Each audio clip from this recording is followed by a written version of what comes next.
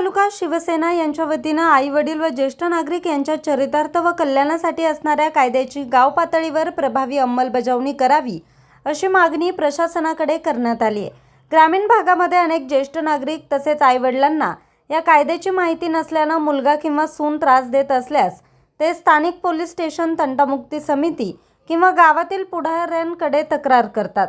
मात्र त्या ठिकाणी कायमस्वरूपी तोडगा निघत नसल्यानं अनेक वृद्ध दाम्पत्य निराश होत असल्याचं निवेदनात नमूद करण्यात आले। उपविभागीय अधिकारी कार्यालयामार्फत या संदर्भातील तक्रारी विनामूल्य दाखल करता येतात। त्यामुळे गावागावातील तलाठी कार्यालय तसेच ग्रामपंचायत कार्यालयांमध्ये कायद्याची माहिती देणारे फलक लावण्यात यावेत आणि जनजागृती कार्यक्रम राबवण्यात यावा अशी मागणी करण्यात आली। करवीर तालुका प्रमुख राजू यादव यांनी सांगितलं की ग्रामीण भागातील ज्येष्ठ नागरिक आई वडिलांना या कायद्याची माहिती नसल्यानं शासनाच्या योजनांचा कायदेशीर संरक्षणाचा लाभ मिळत नाही। त्यामुळे गाव पातळीवर मोठ्या प्रमाणात जनजागृती होणे आवश्यक आहे।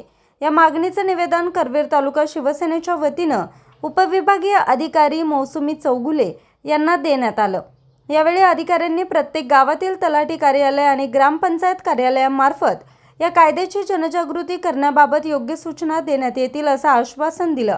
यावेळी करवीर तालुका प्रमुख राजू यादव, कामगार सेना राजू सांगावकर, वाहतूक सेना हर्षल पाटील, दिनेश परमार, युवा सेना योगेश लोहार, दीपक गौड, दत्ता फराकटे, संतोष चौगुले, सुनील पारपनी, अजित रोटे, बाबुराव पाटील, रामराव पाटील आदी शिवसैनिक पदाधिकारी उपस्थित होते। यावेळी करवीर तालुका प्रमुख राजू यादव काय म्हणाले ते पाहूया। आज करवीर शिवसेना उद्धव बाळासाहेब ठाकरे पक्षाच्या वतीने उपविभागीय अधिकारी करवीर यांना एक निवेदन दिलं। एक कायदा आहे आई वडील व ज्येष्ठ नागरिक यांच्या चरितार्थ व कल्याणासाठी। जर ती मुलं असतील, सुना असतील, मुली असतील, आई वडिलांना बघत नसतील तर एक कायदा आहे, त्या कायद्यासाठी एक अर्ज करणे गरजेचं असते। पण हा कायदा आहे हे ग्रामीण भागात अजिबात माहिती नाही आहे। लोकांना ग्रामीण भागात काय तंटा झाला, एखादी मुलं त्रास देत असतील, मुलगी त्रास देत असेल तर ते वयोवृद्ध, ते आई वडील स्थानिक पोलीस स्टेशनमध्ये जातात। पोलीस काय सांगतात, दोघांना बसवतात, तुम्ही भांडायचं नाही, तुम्ही भांडायचं नाही, घरी जावा। पण त्याच्यावरती कायमस्वरूपी ते सोल्युशन निघत नाही, म्हणजे त्या लोकांना त्रास असतो।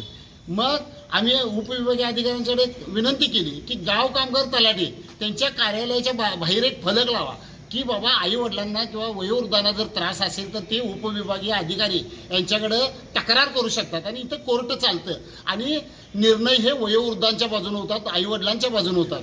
तर आणि आम्ही उपविभागीय अधिकाऱ्यांना विनंती केली की गावागावात जनजागृती करा। तर अधिकाऱ्यांनी सांगितले की हा विषय चांगला आहे आणि आम्ही गावात तलाठी असतील किंवा ग्रामविकास अधिकारी असतील यांच्यामार्फत गावागावात आम्ही जनजागृती करू, अशा पद्धतीने आम्हाला आश्वासन दिलेलं आहे। न्यूज रिपोर्टर विशाल फुले, आज 24 तास, कोल्हापूर।